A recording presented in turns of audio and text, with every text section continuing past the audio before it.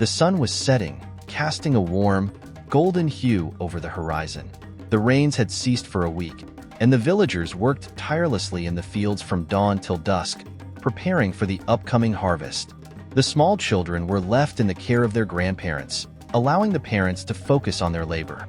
Maria, the family matriarch, sat on the porch of her modest home. Despite her age, she was the epitome of strength and charisma, her sharp eyesight and wisdom making her a respected figure in the community. She had always been the support system for her family, helping her sons and daughters raise their children. Now, she took care of her grandchildren, teaching them life skills and household chores. Maria was once a teacher in her time, and her sons and daughters referred to her as Mama Masharti, meaning mom of terms and conditions. As the day drew to a close, Maria called out to her grandson, Weru. Weru, please check on the cattle. Make sure they've all returned from the fields, she instructed.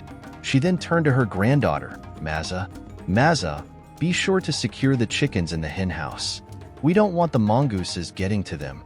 Weru, curious and eager, asked, Grandma, what about the story you promised to tell us? Maria smiled warmly. We'll have the story tonight, but first, finish your chores quickly and carefully. With tasks completed, the family gathered around a bonfire that flickered and glowed against the night sky. The atmosphere was warm and cozy, perfect for an evening of storytelling. Weru had come with a basket full of corn for roasting. They settled down, their eyes on Maria, who was ready to share a tale from the past. As they roasted maize, Maria began her story. Once upon a time, she said, in a land where all living creatures could speak and lived lives much like humans, there was a cunning hare named Sala. Sala was known for his cleverness and tricks. His best friend, a naive hyena named Kara, often fell victim to Sala's schemes. One day, they decided to embark on a journey to find themselves wives. As they traveled, hunger began to set in. They came across a grove of grapevines laden with ripe, juicy grapes. Sala saw this as an opportunity to deceive Kara and get more food for himself. He suggested they gather grapes, each with a basket.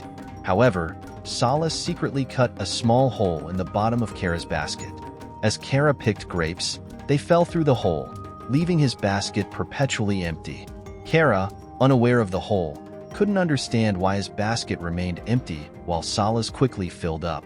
Sala, always quick with an explanation, suggested that perhaps Kara was not picking the grapes properly.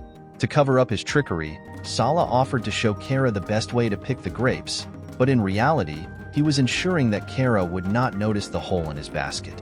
When Kara finally noticed his basket was empty, Sala pretended to be concerned and suggested that they might need water to help carry the grapes back more easily. Sala proposed that Kara go to a nearby well to fetch some water, promising to share the grapes evenly once he returned. Kara, trusting Sala and eager to be helpful, agreed and went to fetch water, leaving Sala alone to enjoy the grapes. As Kara drew water from the well, Sala ate his fill of the grapes, enjoying the sweet taste and laughing to himself about his cleverness.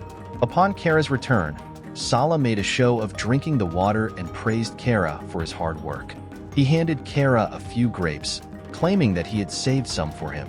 Sala then suggested that Kara draw more water to ensure they had enough for the rest of the journey, exploiting Kara's eagerness to please. Sala continued to manipulate Kara throughout the journey, using various tasks and errands to distract him while he indulged in food and rest. Sala would often praise Kara's efforts, making him feel appreciated and important, while keeping him in the dark about the true nature of the tasks. As they approached the village where they hoped to find wives, Sala devised another scheme. He suggested that they adopt special nicknames to impress the villagers. Sala cleverly chose Visitor as his nickname, knowing that visitors were traditionally treated with the utmost respect and hospitality. Kara, wanting to sound important, chose Bridegroom. When they arrived at the village, the villagers, honoring their traditions, treated Sala, the visitor, with great care. They offered him the best food, comfortable accommodations, and special attention. Kara, as the bridegroom, received much less attention and only got the leftovers. Sala basked in the attention, enjoying the best the village had to offer, while Kara remained puzzled and disappointed by the treatment he received. Sala's manipulation did not go unnoticed by the wise elders of the village. They observed the imbalance in how Sala and Kara were treated and recognized Sala's deceitful nature. To teach a lesson, the elders decided to intervene. When it was time for Sala and Kara to choose their brides, the elders asked who was the bridegroom. Kara lifted his hand and said, "Me." The elders rewarded Kara's kind-heartedness and patience. They offered him the most beautiful and kind-hearted woman in the village, recognizing his genuine nature despite being manipulated.